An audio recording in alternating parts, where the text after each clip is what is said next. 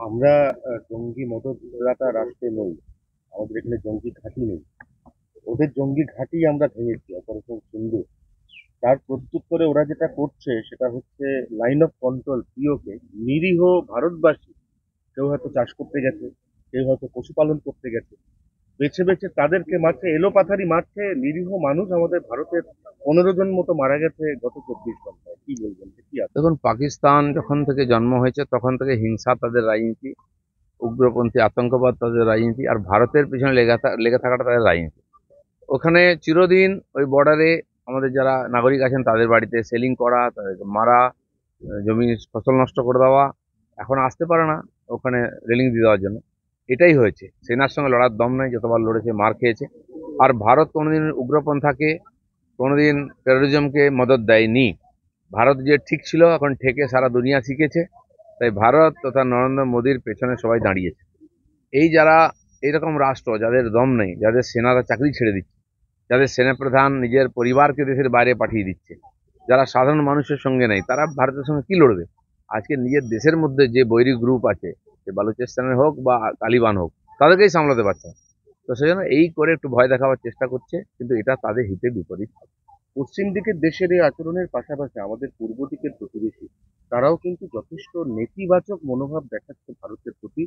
এবং তারা নৈতিকভাবে, সে সোশ্যাল মিডিয়াতে হোক, বিবৃতির মধ্যে দিয়ে হোক, তারা কিন্তু পাকিস্তানকে প্রচ্ছন্ন সমর্থন জানাচ্ছে। দেখুন, তারা ভুলে গেছে কয়েক হাজার সৈন্যের প্রাণের বিনিময়ে এই বাংলাদেশকে আমরা স্বাধীন করেছিলাম, তাদের মা বোনেদের ইজ্জত বাঁচিয়েছিলাম। নাহলে বাংলাদেশের অর্ধেক মানুষকে শেষ করে দিত, আজকেও পাকিস্তানের বুটের নিচে থাকতো। এরা নেমো খারাম। কিন্তু প্রশ্নটা হচ্ছে খালি ভারত নয়, এটা ইসলামের নামে সারা দুনিয়াকে এক করার চেষ্টা। তাই তুর্কি চলে আসছে ওদের সঙ্গে, বাংলাদেশ চলে যাচ্ছে। তো এটাই ওদের কাছে কাল হবে। যদি এই রাস্তা ঠিক হতো, আজ তো পাকিস্তানের সঙ্গে কেউ খাড়া হতো। কেউ দাঁড়ায়নি কেন? কারণ বুঝে গেছে এরা মৌলবাদী ইসলামের নামে টেরোরিজমকে প্রমোট করছে। তাই সারা দুনিয়া আজকে ওদের বিরুদ্ধে। তাদেরকে ভাতেও মারা হচ্ছে, তাদেরকে হাতেও মারা হবে। কিছুটা সুর নরম করে মুখ্যমন্ত্রী মমতা বন্দ্যোপাধ্যায় কালকে জানিয়ে দিয়েছেন যে কেন্দ্রীয় স্বরাষ্ট্রমন্ত্রী অমিত শাহের নেওয়া প্রতিটি পদক্ষেপে কাঁধে কাঁধ মিলিয়ে পশ্চিমবঙ্গ সরকার থাকবে। সেটা তো রাজনৈতিক স্টেটমেন্ট। উনি জানেন এর বিরোধিতা করলে মানুষ তাদেরকে ধুইয়ে দেবে।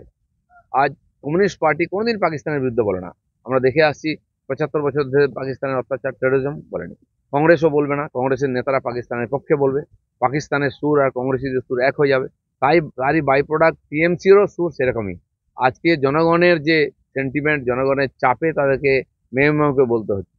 যদি হিম্মত হয় বলুন টেরোরিজমের বিরুদ্ধে, কারণ আপনি টেরোরিজমকে প্রমোট করছেন। বলুন বাংলার মানুষকে যে সবাই আমরা এক হয়ে 10 কোটি মানুষ আর কেন্দ্র সরকারের সঙ্গে থাকবো, সেনার সঙ্গে থাকবো, যা ডিসিশন নেবে মোদী গভর্নমেন্ট তার সঙ্গে থাকবো। খোলাখুলি বলা উচিত। নাহলে আমরা সন্দেহ করবো যে ডাল মে কুচ কালা হয়। তোমাদের কোন- This is the support here in India.